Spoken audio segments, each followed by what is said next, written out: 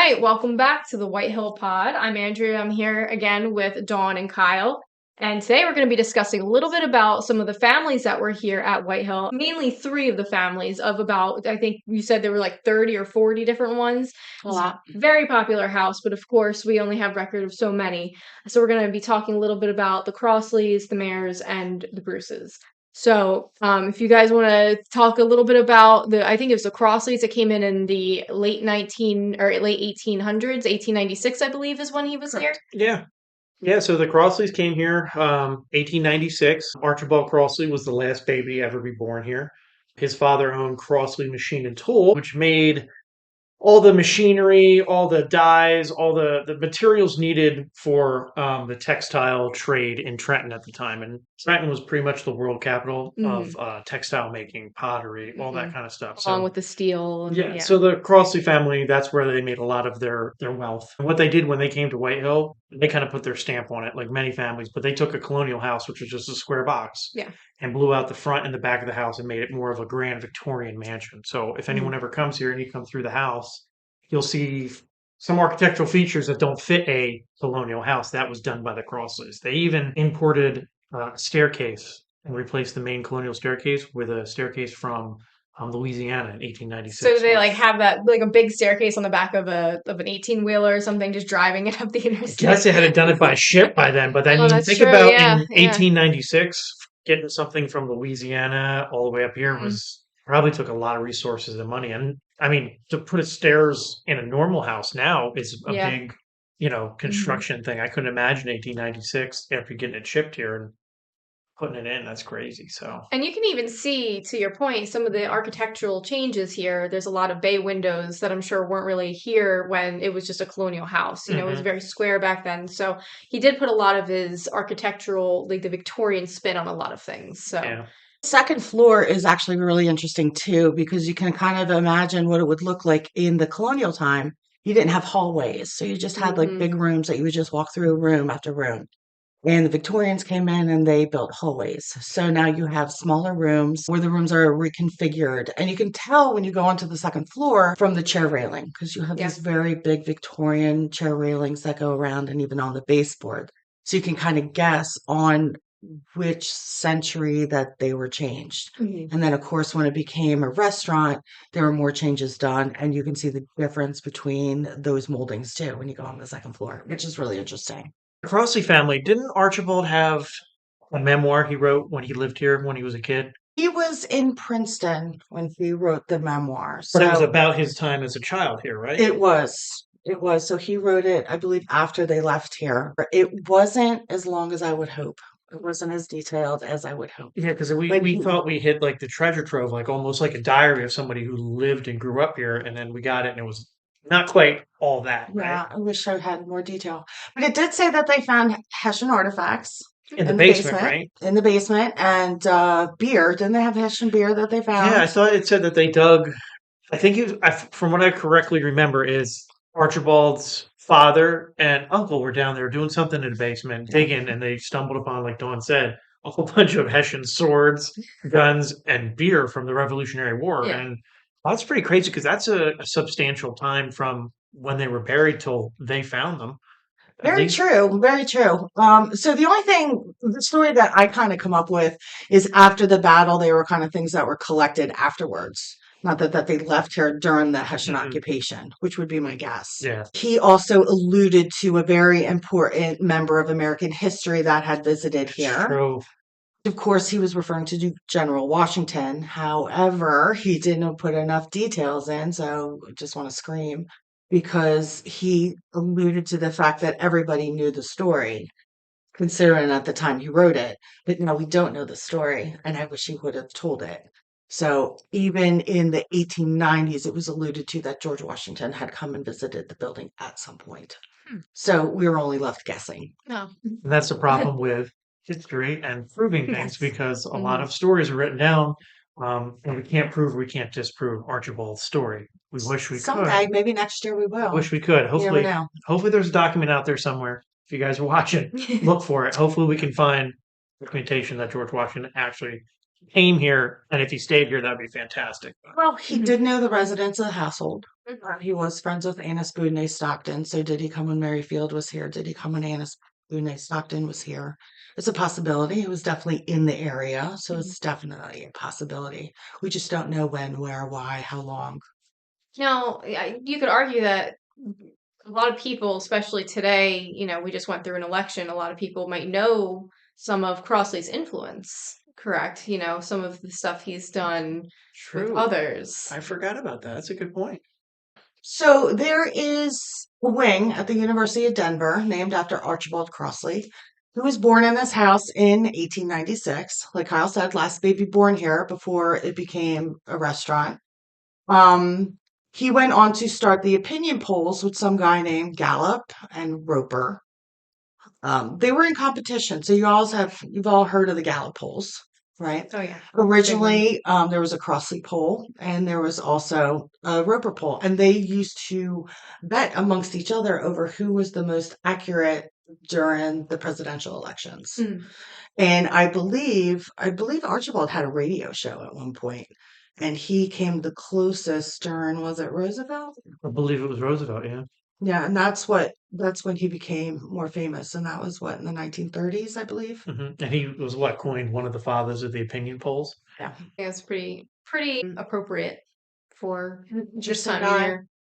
Yeah, and he actually passed it down the family. Now, his great niece, Helen Crossley, was also of that profession also. And I do believe that Princeton University has a little area of their college in her honor that studies opinion polling.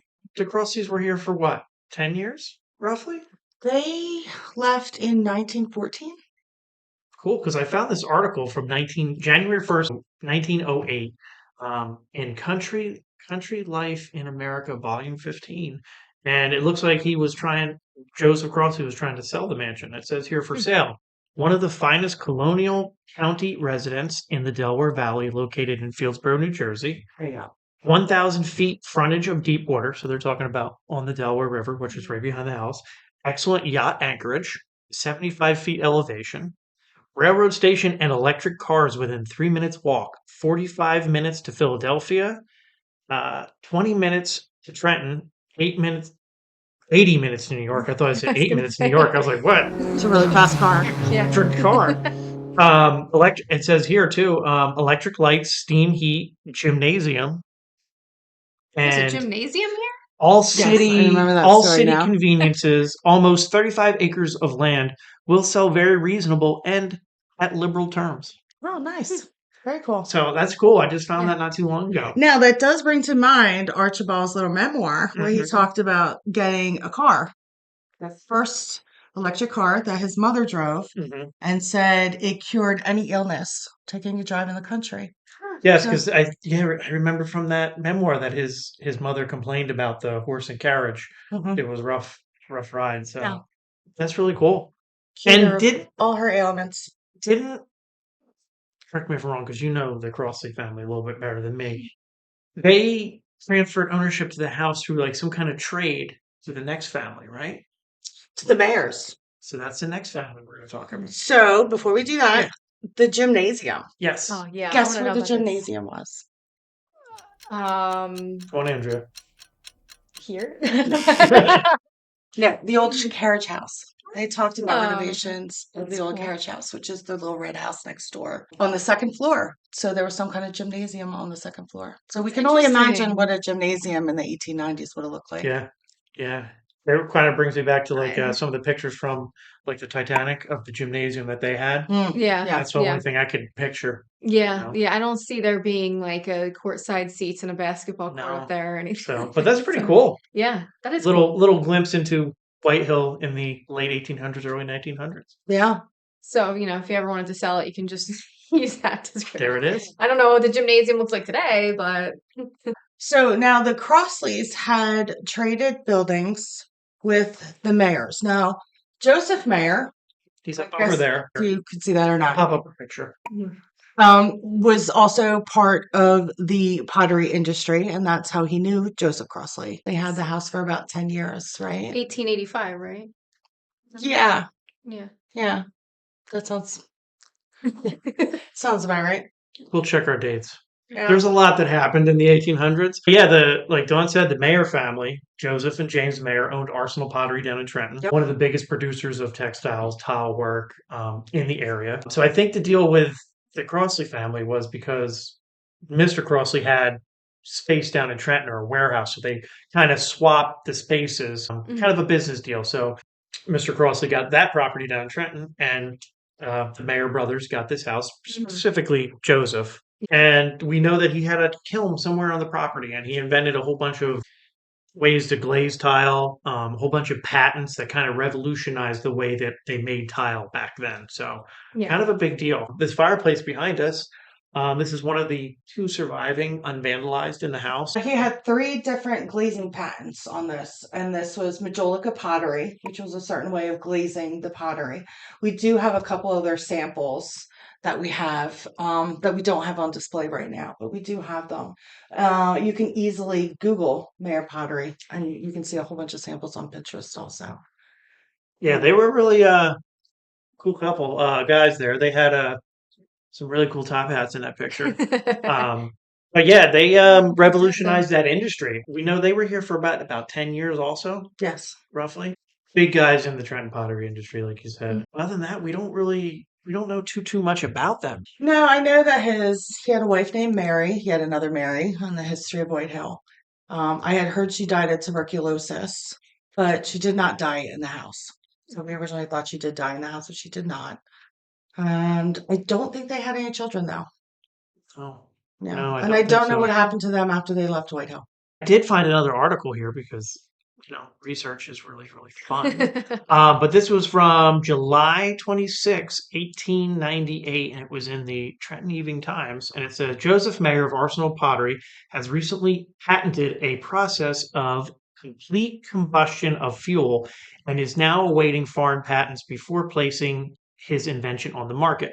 Mr. Mayer is a practical potter and has already granted several patents for other inventions. By the latest idea of his fertile mind, better firing will be accomplished, and the kilns, sorry, it's very old because this old newspaper thing. The kilns can be operated at greatly reduced expense, and the systems can also be applied to heating and cooking appliances or or any fire, whatever. That's literally how it ends. Getting all Whatever. that? Just whatever. Whatever. But that's pretty cool because like I knew he was into the pottery business, but I didn't know he dabbled in Other stuff. No, I yeah. didn't know other that stuff like either. that. And that's kind of something that probably they spawned off of and still stuff we use today. Yeah. Heating systems, all kinds of stuff, cooking appliances. That's Yeah. really cool. Yeah. No, it's funny because we don't quite know where the kiln was in the basement. All we know is it was in the basement. Now, during our archaeological digs, we found quite a bit of pottery. Mhm. What's really neat about the archaeology digs is that they can tell what era the potteries comes from by design, by components, and so that they could tell. Basically, we think it was on the far side of the house, which is where most of the pottery was found. So more research to be done. I think I know where it was, but I'm not quite sure. We haven't proved it yet. But it's kind of really cool because like as we talk about Whitehall all the time, it's like a snapshot of Yeah. American history. And this is kind of like that No. cool, like I know it's not the right word, but industrial revolution type thing where like we were people inventing things and Yeah. just all kinds of cool stuff that happened here. Just really cool. Really, Yeah, and he wasn't the only inventor, right? We had another guy. Yeah, we We had did. David Bruce that was here too, and Yeah. he had one of his inventions. Is today we're still That may or may not be a mouse crawling. That did not sound like a mouse. That was heavy footsteps. But it also could be a ghost because we're in a. Did you hear that? I don't know if the mics picked that up, but we Yeah. heard something. some movement, and we're the only people in the house.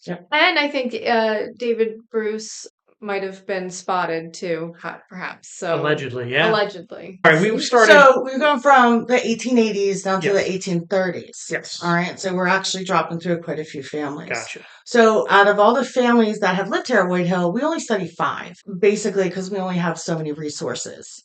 But we do have a lot of names and plenty of opportunities for research. Mm-hmm. But we do study the Bruce family because they did make a great contribution to the printing industry at the time. Now, you probably can't see up there. We'll throw a picture. We'll show you a picture of him. He's my hero. When he lived here, he was a younger man. His father had retired from New York, from the typesetting industry in New York, and settled here at White Hill in the late 1820s. A lot of footsteps They're upstairs. still moving up there. But this does happen sometimes on tours. So, yeah. And even though, okay, so David Bruce did not die in this house. He died, I believe, in Brooklyn. However, he has, or someone matching his description, has been seen on the second floor. So whether or not that's him or not, the jury's still out. It's still moving. Okay. Whatever's up there. So listen, David, if you're up there, do you want to come down and just tell us your life story to make sure we don't get it wrong? Yeah, hop on one of the mics. Really help us out. You're more than welcome to come. And the Bruce family got the house from the last Fields, right? In a roundabout way. I'd have to look at the book. The way I believe I remember is after Robert Fields III passed, that's when the Stocktons owned the house. Well, that was in 1810 was when he passed away, and then the Stocktons owned it. I think at that point, the 600 acres of land was already being broken into parcels and sold off. So then you have 600 acres of land, like going down to the Crossley, down to 35 acres. So, and that's what makes it also complicated, was because you didn't necessarily have the mansion house. You had different parcels of land that was being sold off. Yeah. So if so-and-so bought the land over there, does that mean he actually lived here, or did he just have the parcel of land over, wherever? So, it does take a little bit of study, but yes. So within that time frame of 1810 and 1820, then we do have David Bruce Sr. moving in here. So I usually tell the story on the tours was that David Bruce was in his 20s. This is junior, when he was working for his uncle who came over from Scotland. So they were typesetters in Scotland. Mm-hmm. And he had these great ideas. And I even read in his book, because he does have a book that he wrote, that his ideas were frowned upon. So he quit working for his uncle. He moved down here with his father. He was married at the time. Two of his two oldest children were born at White Hill. Mm-hmm. He actually went on to have 13 children.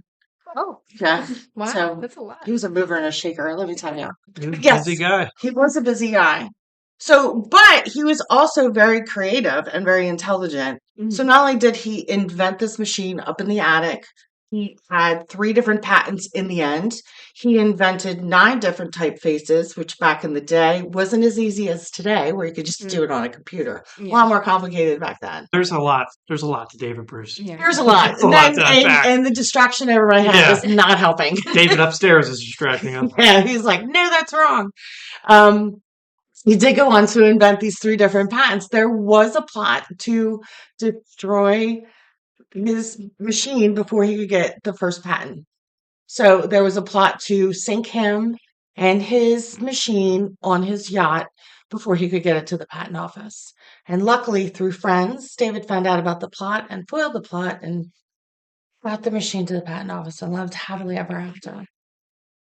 There's a lot to David Bruce. Yeah. He is one of our more interesting individuals here. Yeah. So one of the histories about this area, now we are very close to Bordentown, New Jersey. Mm-hmm. Now, for those history buffs who know about Napoleon, so we're in the Napoleon era time frame.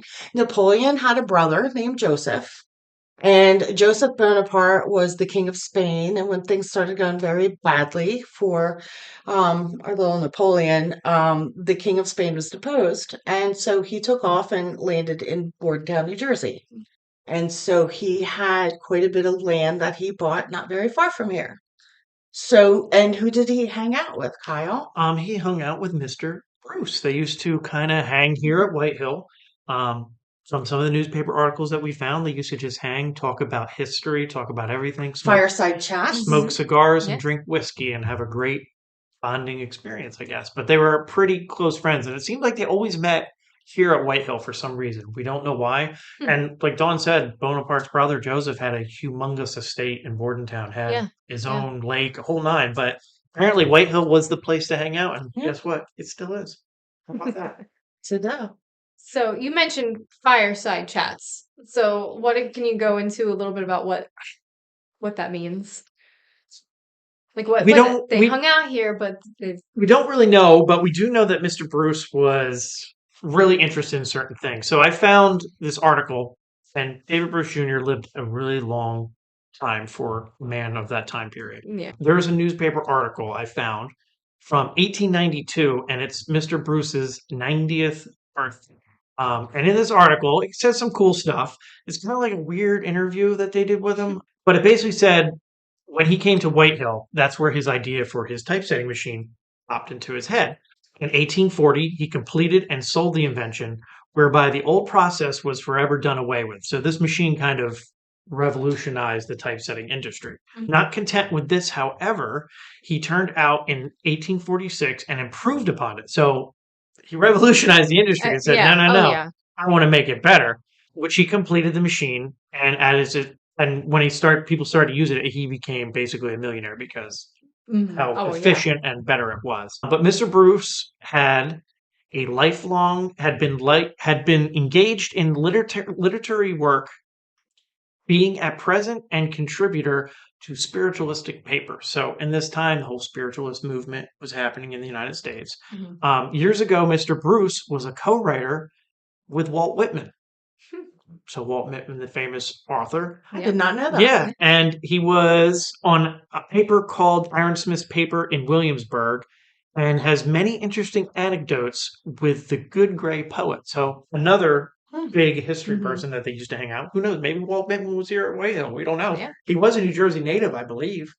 Yeah. Mhm. We need to look into that more. You can almost see them sitting around doing a table tipping. Yeah, and then Yeah. this is the Yeah. most Right. Yeah. interesting part of the article. It says the old gentleman, which are referring to David Bruce, Mhm. is a firm believer in spiritualism, in which the subject he is deeply versed in, and on which he writes much. Mr. Bruce was twice married, but survived both wives. Kind of weird saying it like that, but he has 2 sons and 6 daughters, all of whom are living. So he was really big into the spiritualist movement in the late 1800s, early 1900s, which is a really cool time period. Yeah. Yeah.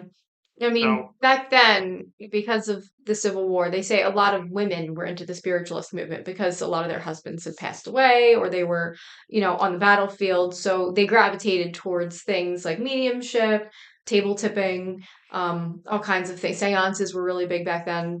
So it doesn't really surprise me that he kind of latched on to something like that, yeah, and especially in that time period. yeah, and about 1840 is when the whole spiritualism was first started with the Fox sisters. Yeah. Hmm. We won't go into that because Oh, yeah, there's a little. we'll be here all night. But Yeah. it's kind of interesting, the whole spiritualism, because for me, like a lot of the techniques that they did back in the day that we think are like rudimentary, like seances, table tipping, Mhm. dowsing rods, pendulums, all that stuff's kind of slowly coming back a little Yeah, bit. But yeah. that was like the first organized kind of ghost hunting socially, if you will. Like we do it today with equipment, but it's Oh, kind yeah. of the same concept now as it was back then. So it's just kind of cool how it all kind of comes full circle. Oh yeah, yeah. And some of the practices they did back then, there was a lot of interest in death overall because back in the day, when there was a lot of dying going on around you, you kind of had to harden yourself to that. But they also memorialized people in different ways as well. One of the things they did back then were, I don't know if you guys have ever heard of this, but they were basically, I think they were called hair wreaths or, hair pictures. They would take hair from the deceased and create 3D sculptures out of it. That's And really creepy. yeah, It they is they did a creepy. lot of Yeah. different things like that back then. But it's really cool kind of try to think back, like, was Whitehill a place where maybe David Something like Bruce that had happened. some, Yeah. seances, or like they were Yeah. having, kind of the spiritualist movement here. Who knows? We don't really Maybe know. that's kind of why we have the activity that we have, because there's sort of like that branding that was already kind of set here hundreds of years ago. Or who knows? Maybe David Bruce got into the spiritualist movement after being here at Whitehill. Maybe Whitehill was always just a place where Things happened. things happened, and that kind of spawned his interest. We don't know. Yeah. But it's just a really cool time, I think, in American history, because in the late 1800s, early 1900s, we had guys like David Bruce. We had guys like Joseph Mayer kind of revolutionizing and changing, coming out of that, slower age. And then Yeah. even with spiritualism, it's moving away Yeah. from different things and just kind of the whole country expanding and everything kind of changing. It was a big time of change. Yeah, absolutely. An interesting story. So David Bruce came here in the 1830s, right? As his father Yep. bought it in the 1820s. Robert Field III died in 1810. Hmm. And I read a story about Robert III had a pact with his neighbor over whoever died first. The one who died would go visit the living. And his neighbor, which I believe was Isaac Horner, Yeah, I believe that was is a that who it was? neighboring farm or homestead at that time. Talked about a visitation that he had of Robert. And he described this visitation during the night where they had a very Shakespeare-ish kind of conversation, Hmm. where at the end, Robert said, I must leave now because the sun is coming up. Very dramatic. Yeah. And then, Isaac swears as he wrote this memoir that he did not know at the time that Robert had died. Oh. So interesting that this is only a couple years before the Bruces had come here. So who knows? It might have even started long before the Bruces even arrived Yeah. here. Yeah. That's kind of interesting. That's very interesting. Yeah, I love that. I always like we have the colonial Revolutionary War history that we kind of know a lot about, but like this time period, the 1800s and 1900s, there's a lot of mystery still surrounding Yeah. Whitehall, and Yeah. I find it so interesting because like these are the only families that we kind of study hard. There was other Right. ones, but Hmm. we don't know that much about them. There's just limited records, so Yeah. it's just such an interesting time at Whitehill that we just don't really know that much about. And it was such a crazy time of change. You Yeah. had the Civil War. Yep. You had all these inventions coming out. Oh yeah. Yeah. It's The like just the steampunk The era. steamboat, and then we had the railroad that was it's being true. built right Yeah. outside where Mhm. the John Bull was at Whitehall Station. We had the foundry. Yep. We had brickworks around here. This area was really building up fast. We had a ferry that went over to Pennsylvania, which was right at the bottom of the bluff here. There was a lot going on. There was a stagecoach here Yeah. too at the There time was too. so many people in that time period, in such a short a time period too, traveling up around here Yeah. because a lot of people traveled from Philadelphia by the river and by the train Mhm. to here and Bordentown and took another either train or carriage to New York. So this was like the main way to get from Philly to New York. So there was Mhm. a lot of people traveling in that time period and traveling new ways, like Don said, steamboat, rail, Mhm. everything. So how many people were traveling through this area? It was Yeah, pretty and incredible. before this was called Fieldsboro, this was called the town of Whitehill. So also those parcels of land started building houses, started building farmland. The town started expanding at a grand rate. And then it wasn't until the 1850s when Isaac Field had come in here and then petitioned the town to change its name to Fieldsboro, which is what it's known to as today. And Isaac Field was another descendant of The the Field family. original Yeah. Field family. So it kind of comes full circle.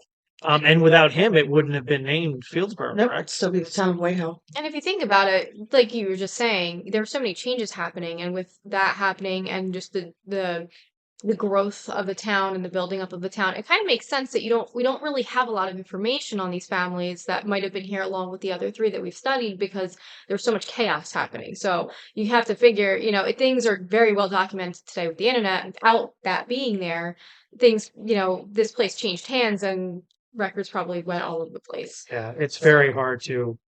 We have a basic records of people who own the house, but some of the family, like for example, the Mayer family. Hmm. Okay, cool. We know they lived here, and we research them. There's other families that we research, and there's just not Yeah. really any information on them, which kind of leaves us at a dead end. I'm like, okay, well, what they do for a living? Yeah. How could they afford this house? How long were they here? Did they have any kids? We just don't know. Yeah. Yeah. We know that there was a Charles West that was here. He was a widower, widower, Widower. widower. He had a lot of kids too, He right? had like 6 kids. Hmm. He had a heart attack on the premises and died. He didn't have a will. He was only here for a couple years. So we don't Yeah. know whatever happened to his children. Right. And then there was Bacon who was here, but he was in between census. So we don't know if he actually lived here. And I think when the Bruces came in, they said that the house wasn't occupied at the time, Hmm. right? Yep. So we weren't really sure what the deal was. Was it an investment? Did they mean to do something with the house? It just never did. And then, of course, after the Crossleys left, we had the mystery of selling the house for $1 It's to Graham, Susanna Graham. Yep. Right. So then that's where the talk about it being a bordello Yeah. came about Yeah. in that time period. hmm So we don't know. Susanna Graham was married to William Graham, I believe, who owned a foundry, which was near the property. So maybe this was part of their investment that was on the land. hmm Did they live here? We don't know because it was in between the census. So we don't have like an actual census call that they lived here at the time. Yeah, our best guess with that one is that Susanna Graham, the house was put in her name hmm for business, for some kind of business thing, because her husband Yeah. owned, like Dawn said, a foundry in the local area. So I think they were like, we need to buy this property, maybe do something with it, but I don't Yeah. want to put it in my name. Yeah. Kind of one of them deals. So that's our best guess, but we don't know. Yeah. And I don't think they ever lived here, right? So our Not knowledge, that, not that we know of. And the funny thing is that when people come across the spirit and they're like, well, who do you think it is? I'm like, It could be pick anybody. the 150 people that have, not Yeah. to mention the later era where you had bartenders and waitresses and things like that. Yeah. Plus, not only that, you had guests of the family throughout the years. Oh yeah. I mean, even just in the, if we're just looking at the 1800s to the 1900s, right?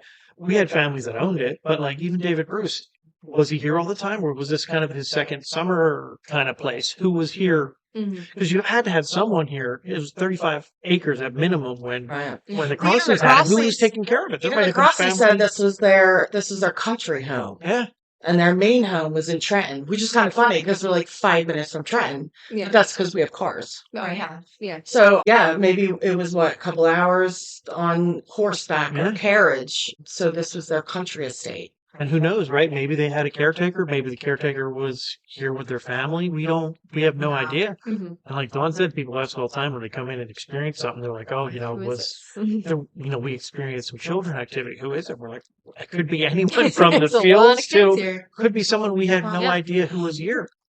Tell them about Billy the dog. So that was when the Crossleys were here. So this is another story that we got from Archibald's memoirs. So it was one night. The Crossleys had a kind of a mutt. It was like a Newfoundland mutt, right? And Newfoundland's not a mutt. But it was like a mix or something. Because I remember specifically they said Newfoundland. I remember the Newfoundland part. We did Yeah. have a picture of it too. Yeah. In one picture. So they had a big dog, and his name was It was Billy. a big ass dog. Yeah, big ass dog. His name was Billy. And apparently one night everyone was asleep, Mhm. and somebody came up from the train station and was all drunk and was banging on the door. And Mr. Crossley got up, and apparently he just went for his gun. Got his gun. The mom woke up, didn't know what was happening. Was like, "Where are you going with a gun?" But then, wait, Archibald said that the mom was concerned because dad was having a hard time with his business and was really depressed. And when he grabbed the gun, she thought he was going to himself. So she was all in a fluster, like screaming through the house for help And- as he was running down the Exactly. steps. And the only reason why Mr. Crossley even woke up in the first place is because Billy the dog is freaking out because there's this crazy guy knocking on the door. So then Mr. Crossley, now the whole family wakes up. Mr. Crossley opens the door and is arguing with this drunk guy. The drunk guy's like, don't shoot me. I'm just looking for somewhere to stay. The dog's barking, all this stuff. He eventually gets him to leave, but it's just a crazy story. And we've had people investigate over the years and report seeing a dog that matches the description. So we even have ghosts here. Legend. So Legend, it's just a legend, really legend. cool kind of story that kind of puts like the human element on White Hill. Like that was just a crazy turn of events that anyone could have, experienced in that time period. But he's having to write it down, a little glimpse into what it was like here, in the 1800s or 1900s. Yeah, fun times, man. You just kind of imagine like the grandeur of the house at that time. Mhm. And You really have to use your imagination, that's for sure. absolutely. And when you walk through the house and you see all the different additions, you can tell not only the different time periods, but the different people that were here. I mean, the house grew with the people that came in and lived in it. Oh. Yeah, and lived in it. So And what's truly amazing is like so much change in that time period. But if you just look at White Hill, how much the house changed in 100 years with people Oh, coming yeah. through, Oh, yeah. with so many yeah. renovations. It went from a colonial house to a grand Victorian mansion, and all the updates they put in: steam Mhm. heating, electric, gas lighting, like all that. Yeah. It's just crazy to see how much this house could change over those time period. And it really takes on its own personality when you go upstairs. There's like a kitchen up there, and then there's a hallway and a bathroom that's like in the hallway. It's very interesting. It's like a big puzzle. So do It we is a want to puzzle. end it with maybe an EVP? See if we can get an answer. I think that'd be a good idea. Yeah, All right. especially since we had Maybe we some can activity. maybe we can ask you if that's who that was. So, Yeah. all right. So while you were talking, there were a Yeah. couple more bumps and bangs in the other room.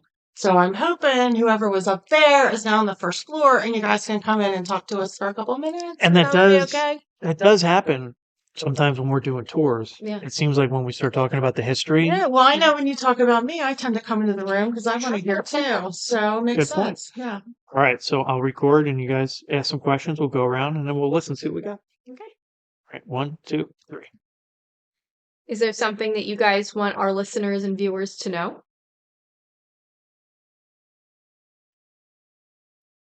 I would like to know if David Bruce is still hanging out here.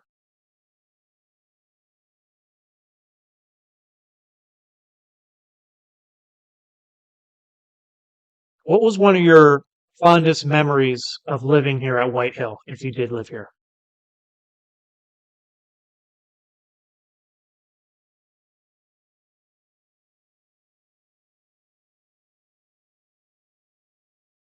Can you help me finish this? Ring around the rosy, pocket full of.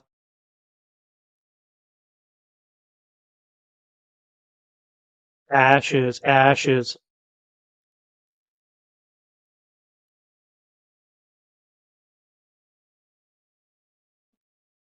What do you think? Yeah, fingers crossed.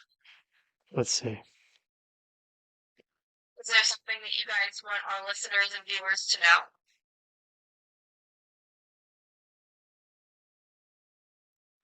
No, if David Bruce is still hanging out here.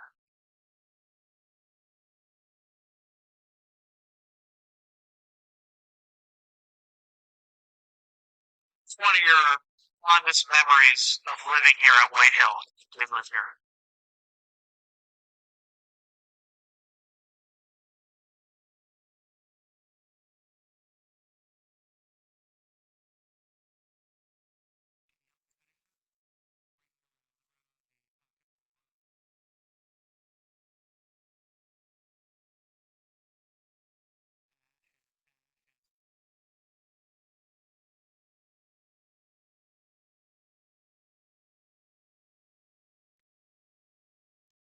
I didn't hear anything. No, I think they're camera shy. Yes. Maybe.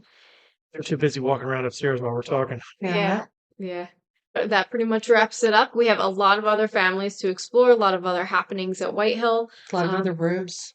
Yeah, absolutely. Absolutely a lot. Yeah, we've only hit what, 3 Right. rounds? Yeah, out of like 12 or something. But yeah, be sure to like, follow, comment, go to our Facebook page, our YouTube, we have TikTok, Instagram. Facebook, Follow us. all of it. And if you guys can, please go to our website and hit the little donate button and help save. I appreciate it very much. Great piece of American history. So, that's all I got. And come see us. Yeah. Absolutely. We love to see you guys. Yeah.